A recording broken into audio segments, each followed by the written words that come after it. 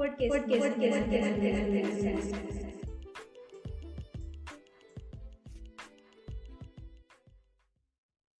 Assalamualaikum warahmatullahi wabarakatuh. Halo, gimana kabarnya teman-teman Fokuser? Semoga sehat selalu ya. And buat teman-teman Fokuser yang sedang melaksanakan PPKM darurat, tetap patuhi protokol kesehatan ya, jangan lupa 5M-nya.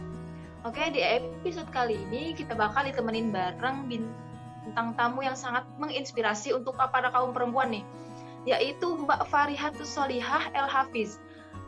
Beliau ini merupakan sarjana sastra Arab. Nah, beliau ini banyak loh prestasinya. Nah, kan tak kenal maka tak sayang. Aku bakal kenalin nih sedikitnya tentang Mbak Ucun. Mbak Ucun ini pernah menjadi Duta Santri Nasional pada tahun 2018. Kemudian beliau pernah menjadi International Moderator OISA di Madinah, Saudi Arabia. Wah, jauh ya. Kemudian pernah menjadi International Moderator di Istanbul, Turki. Kemudian beliau juga pernah menjadi delegasi Indonesia Sandwich Program Indonesia dan Mesir. Wah, sangat luar biasa tentunya. Nah, pasti melihat dari prestasi-prestasi Mbak Ucun yang sangat luar biasa, teman-teman Fokuser pasti nggak sabar nih untuk mengkorek-korek atau menggali pengetahuan dari Mbak Ucun. Dan siapa tahu kan teman-teman Fokuser bisa menjadi the next Mbak Ucun. Halo, Assalamualaikum Mbak Ucun. Gimana kabarnya Mbak? Alhamdulillah sehat, baik. Oke Mbak, hari ini tema kita yaitu pemberdayaan perempuan ala pesantren. Bagaimana sih pandangan Mbak Ucun yang pernah menjadi duta santri mengenai pemberdayaan perempuan ala pesantren? Kemudian boleh nih Mbak dikasih pengalaman-pengalaman Mbak yang sangat menginspirasi ini Mbak. Gimana Mbak?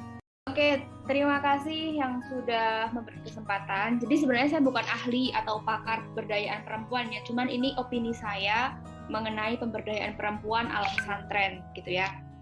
Oke, seperti ya, gitu kan ketika zaman jahiliyah gitu kan, kita itu perempuan kurang dihargain, kita dianggap mundur, kita dianggap terbelakang, kayak apa sih, lu tuh nggak usah hidup gitu loh. Nah terus kalau misalkan kita itu lahir aja bahkan dibunuh, kayak malu gitu loh kalau misalkan seseorang itu mempunyai anak perempuan, karena dianggap apa? Karena dia dianggap aib, terus kemudian dia nggak bisa perang, kayak lu malu-maluin aja dah gitu, kayak lu ngapain sih hidup karena nggak ada manfaatnya gitu, nggak bisa buat perang gitu. Itu dulu. Nah setelah adanya Rasulullah, pokoknya kita harus berterima kasih sama Kanjeng Nabi sama Rasulullah sekali, bahwasanya dengan adanya itu semua kita bisa terangkat derajatnya, kita dimuliakan ya, kita dimuliakan sama Allah, dimuliakan diangkat derajatnya sama Allah berkatnya Rasulullah gitu. Nah kemudian kita juga seiring berjalannya waktu tidak melulu langsung jebret kita tuh kayak perempuan itu bisa diberdayakan gitu, kayak apa ya, lebih banyak ke patriarki sebenarnya, kayak misalkan di legislatif kayak gitu, atau misalkan pemimpin semuanya kan udahlah lu aja yang laki gitu, kita mah perempuan di belakang, atau kamu tuh ngapain sih perempuan gitu, perempuan tuh nggak cocok jadi pemimpin, perempuan tuh nggak cocok buat kamu tuh kemana-mana, perempuan tuh nggak cocok buat kamu tuh kayak aktif gitu.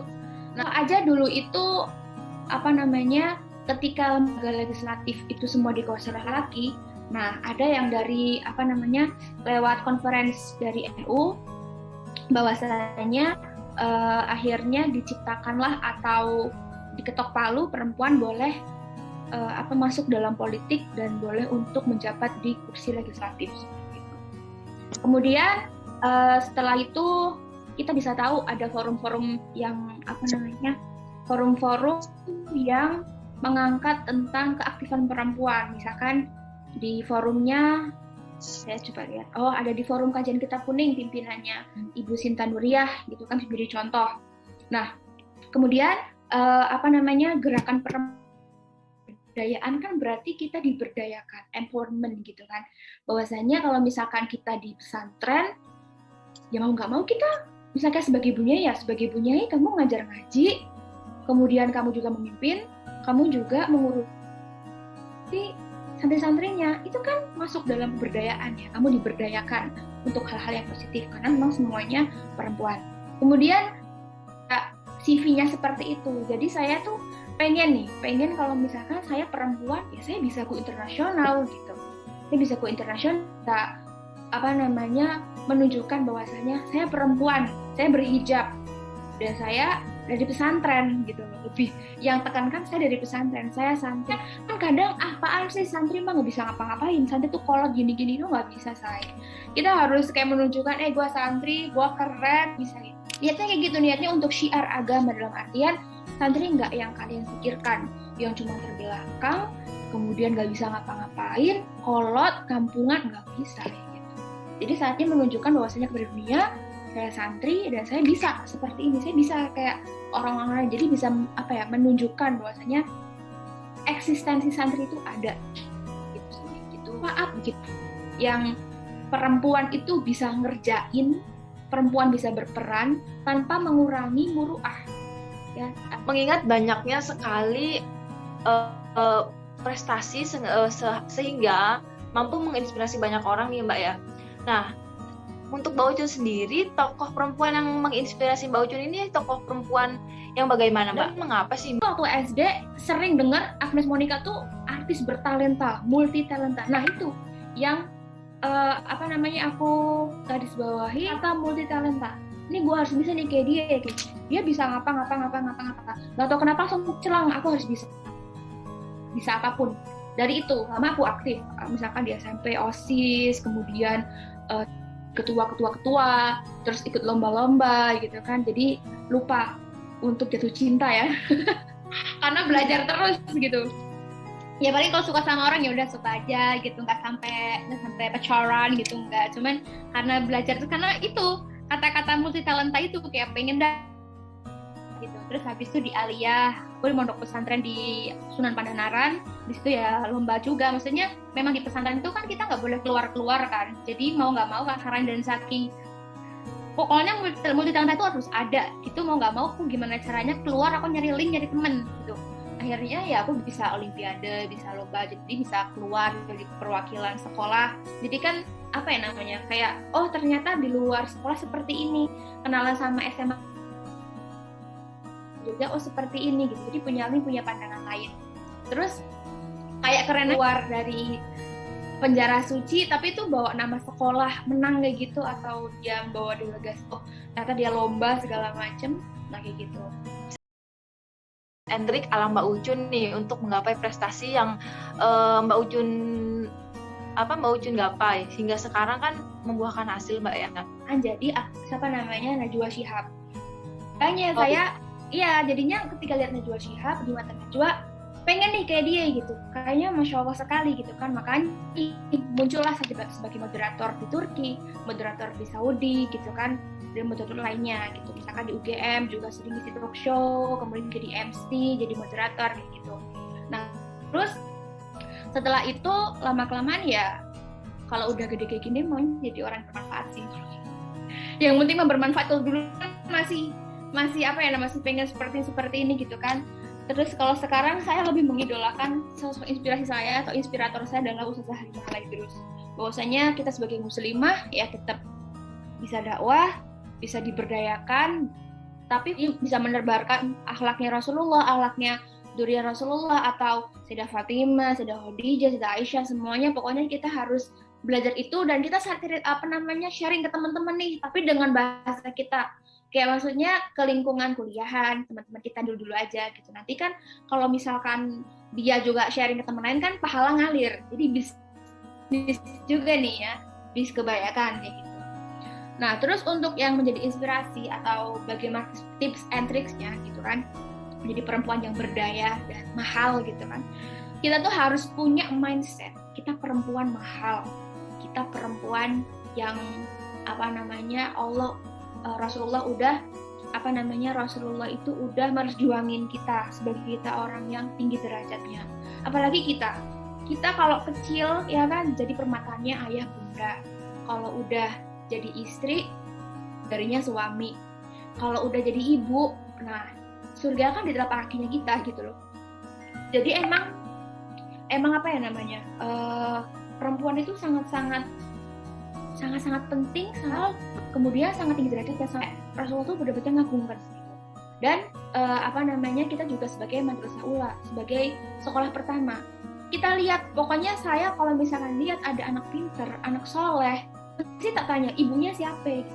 Karena itu pasti turun dari ibunya. Makanya kita harus mensolihahkan kita kalau kita pengen punya anak yang solihah juga gitu. Pokoknya kepintaran, kesukaan insya Allah dari kita seorang perempuan. Terus habis itu kita harus punya mindset kita mahal sama ini.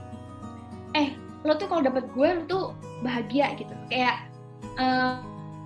jadilah perempuan yang sulit dimiliki, tapi itu akan bahagia jika didapatin gitu. Akan menyenangkan kalau kita didapetin.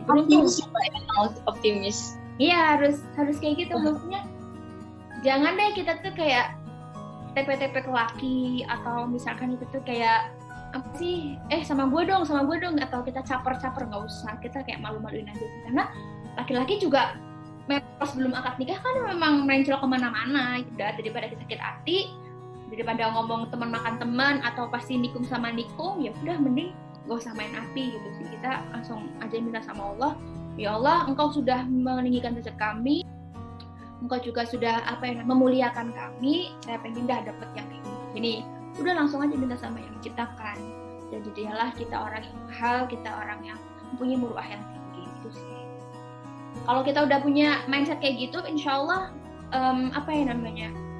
ya kita akan enak ngelakuin apapun. Kayak misalkan nanti kita di delegasi ke luar negeri, atau misalkan kita akan aktif dimanapun di masyarakat, akan sendirinya orang-orang akan menghormati, atau bagaimana perlakuannya itu beda itu sama orang yang tidak bisa menjaga kemuruah misalkan.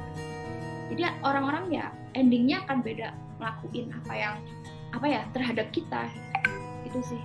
Kita perempuan memberdayakan diri sendiri. Nah kan misalkan kalau teman-teman fokuser yang notabene-nya memang santri kan mungkin tahu ya Mbak ya, bagaimana santri, bagaimana kita harus bersikap. Nah itu bagaimana kalau jika teman-teman fokuser ini bukan santri, dia ini ingin memberdayakan diri sendiri dengan Islami lah begitu Mbak. Gimana Mbak? Oke, agama itu banyak banget sumbernya. Bahkan kan juga bisa nyari di YouTube atau di sosial media kajian-kajian yang bisa mengupgrade diri kita. Misalkan kita dakwah di era sekarang pakai hadis, pakai ini tuh kayak pasti soalin banget. Atau kita kayak misalkan barang siapa kamu kalau misalkan nggak baca ini nanti kamu akan disiksa di neraka. Kamu kan Islamnya mana yang menunjukkan Islam itu mudah dan Islam itu indah tuh mana gitu. Tiba-tiba kok ada kamu kalau misalnya nggak jihad nanti kamu masuk ke neraka, kamu akan disiksa segala macam. Ya udah, kita kalau di dakwah tuh yang nyenengin gitu, kayak yuk kita kenalin nih nama kita sama Rasulullah, yuk kita sholawatan gitu. Ya udah gitu. Jadi tuh kayak cari aja yang bener-bener pas di hati, yang gak ngejudge dan diterima gitu sih. Apa harapan Mbak Ucun ke depan untuk tentu saja yang diajarkan dalam pesantren untuk bekal kita di masa depan? Kalau harapanku untuk teman-teman semuanya yang perempuan, kalau misalkan ala pesantren ya tetap bisa ngaji sih, harus bisa ngaji.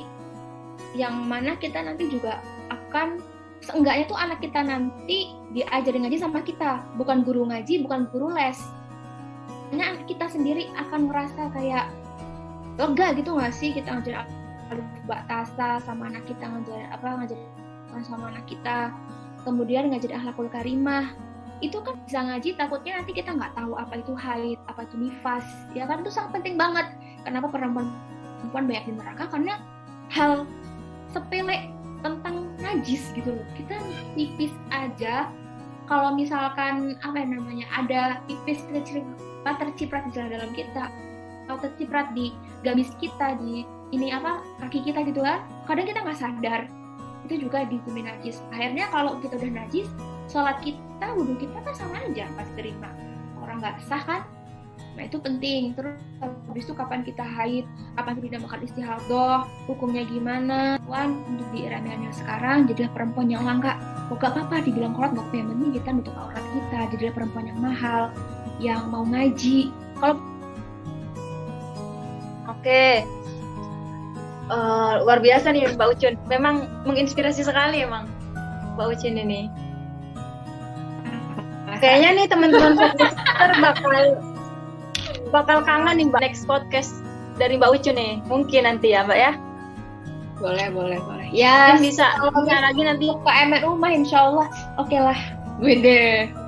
Kita nggak kerasa nih Mbak ngobrol dalam waktu yang cukup lama sampai lupa waktu nih. Lebih nih Mbak. Dan mungkin episode kita pada hari ini cukup sampai sini ya Mbak ya. Nah sebelumnya kita berterima kasih kepada Mbak Ucun atas waktu dan ilmunya yang semoga bermanfaat bagi teman-teman fokuser lainnya. Nah dan maaf apabila ada kesalahan dalam obrolan kita pada hari ini. And see you on the next podcast. Wassalamualaikum warahmatullahi wabarakatuh.